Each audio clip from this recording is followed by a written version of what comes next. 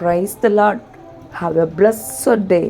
இந்த நாளிலும் தேவ வார்த்தை சங்கீதம் 34 அதனுடைய 17வது வசனம். நீதிமான்கள் கூப்பிடும்போது கர்த்தர் கேட்டு அவர்களை அவர்களுடைய எல்லா உபத்திரவங்களுக்கும் நீங்களாக்கி விடுகிறார். ஆமேன். அன்பான தேவ பிள்ளைகளே, கர்த்தரை தேடுகிற, அவரை நோக்கி பார்க்கிற, கர்த்தர் நல்லவர் என்பதை ருசித்து பார்க்கிற தேவனுடைய பிள்ளைகள் கூப்பிடும்போது அவருடைய கண்கள் அவர்கள் மேல் நோக்கமாக இருக்கிறது. அவர்களுடைய செவிகள் அவர்கள் சத்தத்துக்கு செவி சாய்க்கிறது. அவர்களுக்கு நேரிடும் எல்லா உபத்திரவங்கள் பிரச்சனைகளிலும் இருந்து அவர்களை விடுவித்து அவரே நடத்துகிறார். ஆமேன்.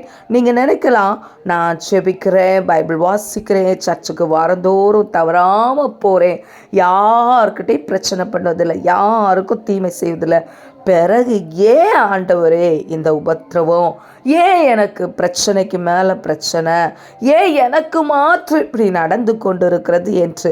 நீதிமானுக்கு பிரச்சனைகள் வராது என்று எங்கேயுமே இல்லை. நீதிமானுக்கு அநேக உபத்திரவங்கள் உண்டு.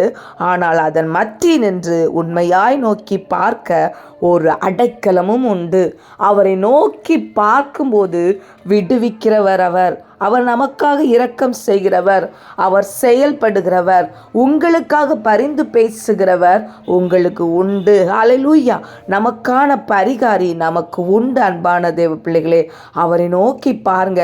இன்னைக்கு ஒரு பெரிய விடுதலையை, ஒரு மாற்றத்தை உங்கள் வாழ்க்கையில் நீங்கள் பார்க்க போகிறீங்க.